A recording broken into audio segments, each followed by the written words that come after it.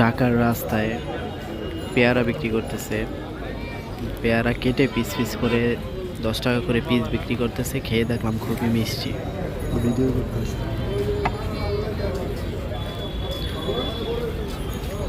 পেয়ারার কালার অনেক সুন্দর দেখুন।